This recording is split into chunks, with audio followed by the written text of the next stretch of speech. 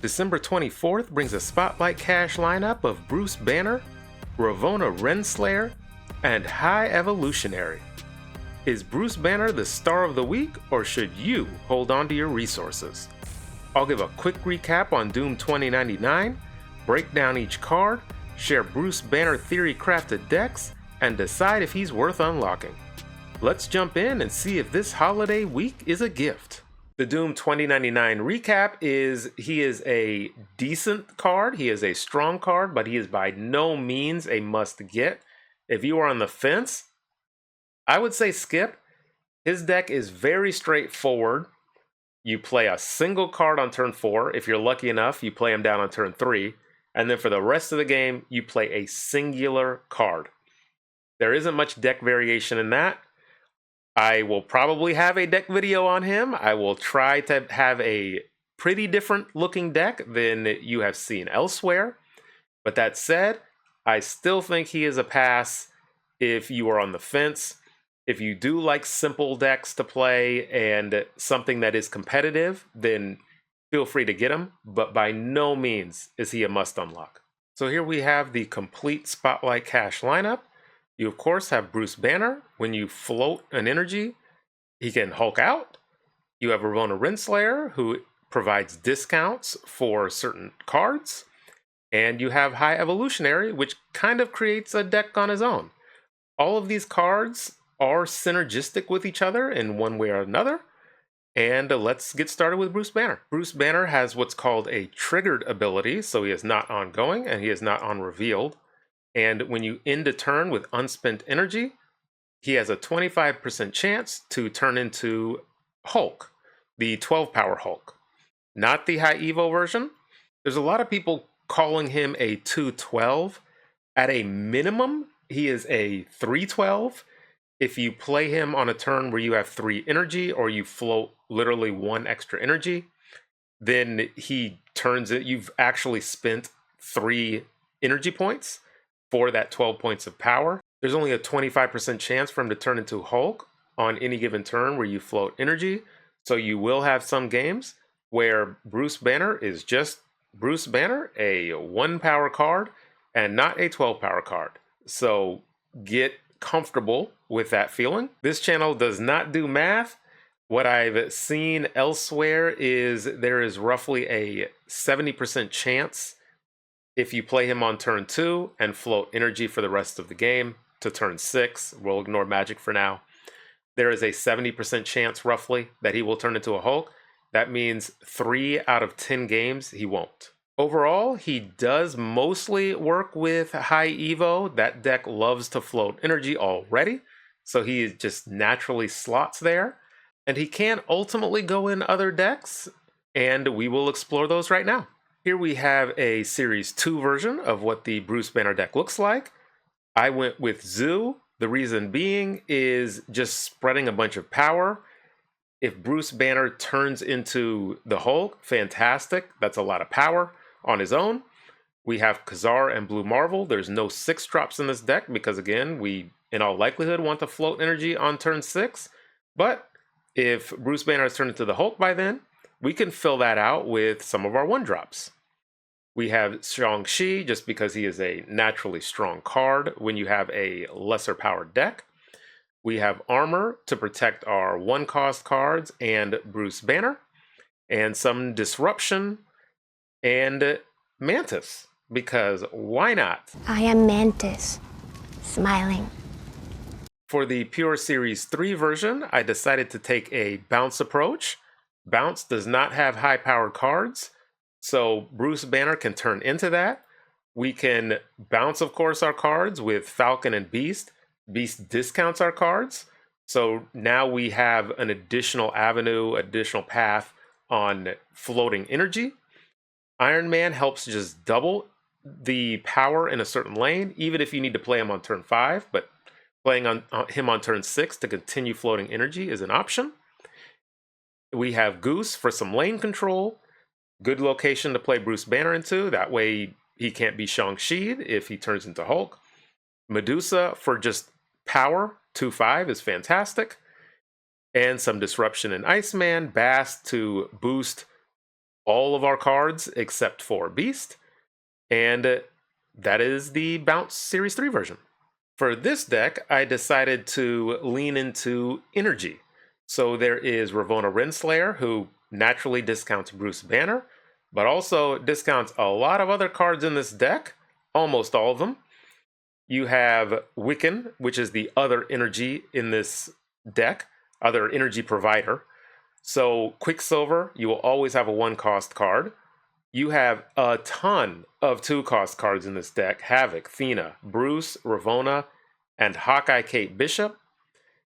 And Kitty now can fill out your turn 3. Hawkeye Kate Bishop can fill out your turn 3. If you need to play Mystique, you could, or Sage, just to make sure you get that extra energy with Wiccan.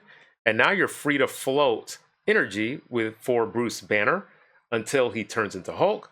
And then you can continue using your full amount of energy. Athena, of course, is just a naturally strong card. Play 2 cards at a time. And that is very doable in this deck as well. So there are alternate paths if you don't have your Bruce Banner turn into the Hulk. And this is honestly an interesting deck. One of my members in the Discord theory crafted this deck. It leans into different synergies. You have Zabu for some extra discounts. You have Psylocke. It has the card from the previous Spotlight Cache in Doom 2099. You have Spectrum because you have a lot of ongoing cards. Electro, you're only going to play 1 card a turn. You're going to be floating energy, and Bruce Banner likes that. Galacta is just a strong card, period. Dr. Doom has synergy with Doom 2099.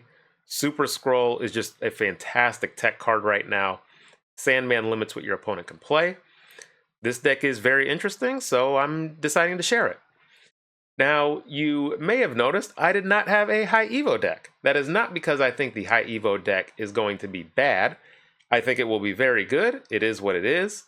It's just everybody will have that deck. That is a super obvious deck. If you want that type of deck, there will be tons of people sharing that deck list. By all means, go and watch their videos if you want a High Evo version. But my channel is about trying to be different. I do think Bruce Banner is a High Evo card. Those will not be bad decks. But this channel tries to create different ones. Now let's say Bruce Banner takes off and he is everywhere and he just annoys the crap out of you. And every game you play against him, he turns into the Hulk and you just have horrible luck. Here is a counter deck. We can lean into Red Guardian, who almost every single time will hit Bruce Banner because he will probably be the lowest power card in that lane. We have Medusa. That's just a simple card that I like, 2/5. Most of the time you'll be able to play her middle. Now, the rest of the deck, you have to think about what is Bruce Banner going to go into. And in all likelihood, it's a High Evo, maybe Negative Affliction, leaning more into that. So we have Mobius to stop any Abomination nonsense. You have Malekith to help thin your deck and get another powerful card out onto the field that your opponent doesn't know. Anti-Venom is fantastic for getting you a 0/0 something with a good ability. And almost all of these cards you are fine hitting Anti-Venom with. Blink, what she does is she ensures your Red Hulk comes out onto the board. If your Red Hulk's in the deck, Blink will bring him out if you play her after a 4-cost card. Guaranteed. Bruce Banner decks will of course want to float energy, and Red Hulk feeds off of that floating energy. So that is just a perfect counter. Luke Cage, because I'm expecting a lot of Negative Affliction. Jubilee helps thin your deck. Shang-Chi, of course, is fantastic for taking out a Hulk. And this is the counter deck. Ravonna Renslayer, as we got to see in a previously theory-crafted deck, is fantastic at discounting your low power cards, 0 power or 1 power cards. She has a lot of different uses. She is a very good card. You should be happy to unlock her. She fits into Mr. Negative as well, which is a fantastic deck if you like that style of gameplay. And overall, there will always be a spot for Ravonna Renslayer in the meta.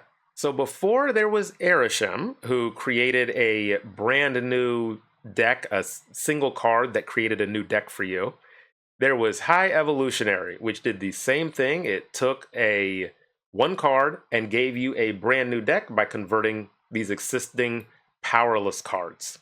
Since then, he has fallen off a touch, but he is still a very good card. And he enables some different play lines. You have Ajax you can throw in that deck with the negative affliction. You can do a lot of floating and have the She-Hulk Infinite and High Evo Hulk version. If you are in a lower collection level, it is probably still a fantastic deck, a strong deck to be competitive with. And so if you end up unlocking him for the first time, you should be satisfied as well.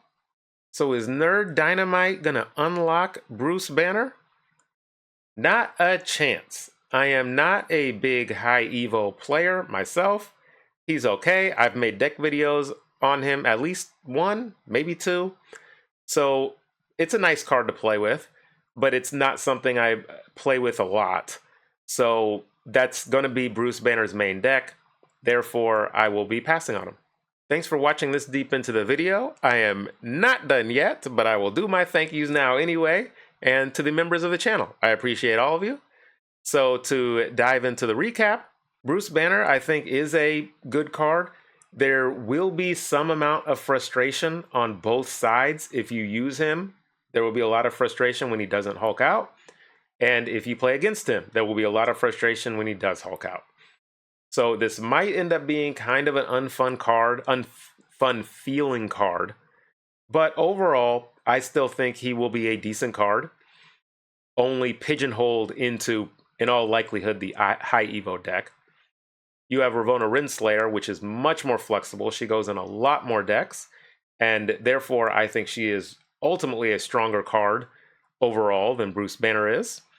And then we have High Evo, which mostly goes in two different directions. There is the Affliction version, and then there is the High Power version. And overall, he is a very good card. So this Spotlight Week is actually very good if you don't have all three cards.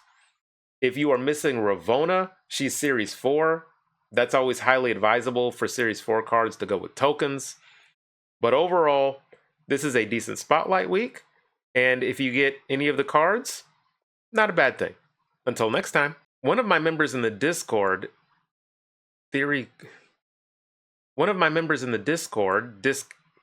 discounted?